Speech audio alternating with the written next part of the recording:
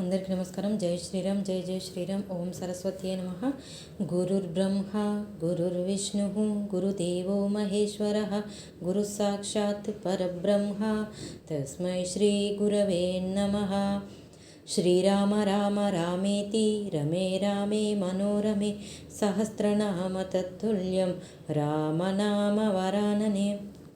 ముందు సర్గలో మనం దశరథ మహారాజు మృతికి విలవిలలాడుచు కౌసల్య మొదలగు అంతఃపుర స్త్రీలు అందరూ ఏడుచుట గురించి తెలుసుకున్నాము. రామాయణము అయోధ్యాకాండము 66వ సర్గము. మహారాజు మృతికి దుఃఖ సంతప్తలైన కౌసల్యాది అంతఃపుర స్త్రీలు కైకేయిని నిందించుట, మంత్రులు దశరథుని కళేబరమును తైలద్రోణియందు భద్రపరచుట, నగరము విలవిలబోవుట. అప్పుడు అసువులు వీడిన ఆ మహారాజు ఆరిపోయిన అగ్ని వలెను, నీరింకిపోయిన సముద్రము వలెను, కాంతిహీనుడైన సూర్యుని వలెను తేజోవిహీనుడై యుండెను. ఆ విధముగా నిర్జనుడైయున్న తన పతిని జూచి కౌసల్య పరిపరి విధముల శోకించుచు కన్నీరు కార్చుచుండెను.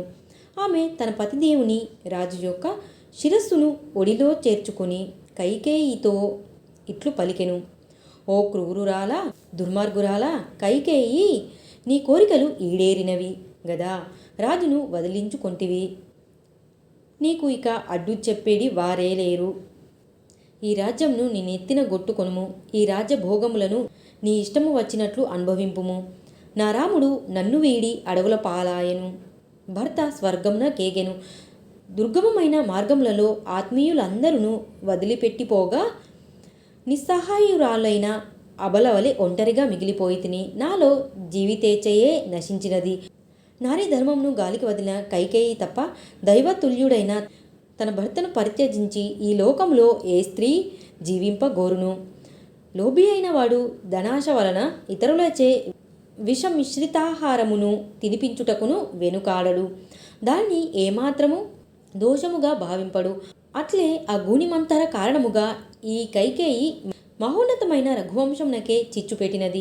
ఓ కైకేయి, నీవు నాడు వరములను కోరునప్పుడు వాటిని స్పష్టముగా పేర్కొనక ఇప్పుడు ఆ వరముల సాకుతో మహారాజును అడ్డుపెట్టుకొని భార్యతో సహా శ్రీరాముని అడవులకు పంపితివి. ఈ సమాచారమును వినచో జనక మహారాజు నా వల్లనే మిగుల దుఃఖితుడగును. నేడు ఇచ్చట మహారాజు మరణించి ఉన్నాడు. నేను రక్షకుడు లేని అనాథనై యుంటిని. కమలపత్రాక్షుడు ధర్మాత్ముడు అయిన శ్రీరాముడు దూరముగా ఉండుటచే ఈ విషయములను ఎరుగడు. జనక మహారాజు సుతయు పతిసేవయే తపస్సుగా భావించడి సాధ్వీయు అయిన సీతాదేవి వనవాస దుఃఖముల పాలగుట తగదు. ఇప్పుడామెయు వనములలో దుఃఖములను అనుభవించుచు ఉద్విగ్నురాలగును. రాత్రి వేళలో అరచుచున్న మృగముల యొక్క పక్షుల యొక్క భయంకర ధ్వనులను విని ఆ సీతాదేవి భయపడి తప్పక శ్రీరాముని ఆశ్రయించును. అనగా ఆమె తన భర్త యోడికి చేరును. జనక మహారాజు కడు వృద్ధుడు, పుత్ర సంతతి లేనివాడు. అతడు సీతాదేవిని అనుక్షణము స్మరించుచు అంతులేని శోకమునకు గురి అయిన వాడై తప్పక ప్రాణములను విడుచును. పతివ్రతనైనట్టి నేను మృతి చెందిన ఈ మహారాజుతో నేడే సహగమనమును చేసేదను.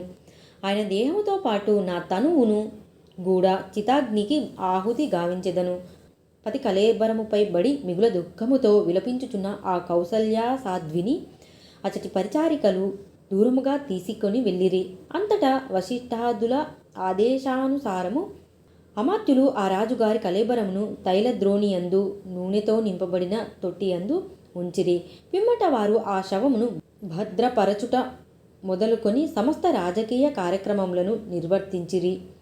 ధర్మములను బాగుగా ఎరిగిన మంత్రులు పుత్రులెవ్వరునూ దగ్గర లేకుండా రాజు కళేబరమునకు దహన సంస్కారములను జరిపించుటకు ఇష్టపడక దానిని కాపాడుచుండిరి. మంత్రులు ఆ రాజు శవమును తైలద్రోణియందు నూనె తొట్టియందు ఉంచుట చూచి అచ్చటి అంతఃపుర స్త్రీలు అందరూ అయ్యో రాజా, స్వర్గమున కేగితివా అనుచు మరలా గొల్లుమని ఏడ్చిరి. వారి నేత్రముల నుండి అవిచ్ఛిన్నముగా కన్నీరు స్రవించుచుండెను.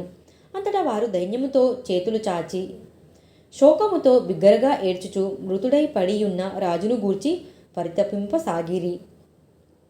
అయ్యో మహారాజా, సత్యసంధుడు ఎల్లప్పుడూ ప్రియముగా మాట్లాడువాడు అయిన శ్రీరాముని దూరము చేసుకొని దుర్భరమైన దుఃఖమునకు లోనయ్యుంటిమి. ప్రభువు, ఈ స్థితిలో నీవు కూడా మమ్ము వీడి స్వర్గస్థుడవైతివా?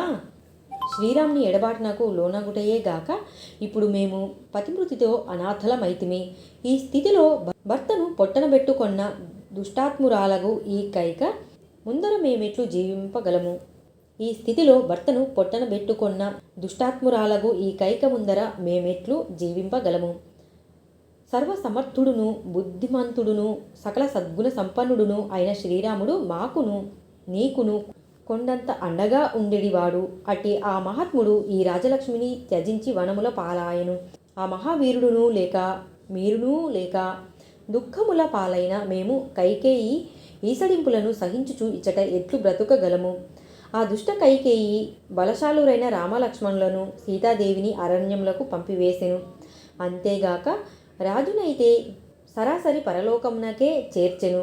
ఇక ఆ దుర్మార్గురాలు మాలో ఎవరిని మాత్రము విడిచిపెట్టును? ఆ దశరథుని సతీమణులందరూ కన్నీరు గార్చుచు అంతులేని శోకముతో నేలపైబడి అటునిటు దొరలసాగిరి. వారిలో ఆనందము అడుగంటెను.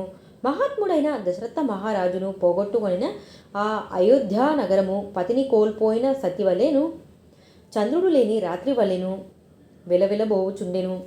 ఆ పురం నందలి జనులెల్లరూ కన్నీరు మున్నీరుగా విలపించుచు వ్యాకుల పాటునకు లోనయ్యుండిరి. గృహిణులందరూ హాహాకారములు చేయుచుండిరి. వీధుల కూడళ్ళన్నీయును జనసంచారము లేక శూన్యములై యుండెను.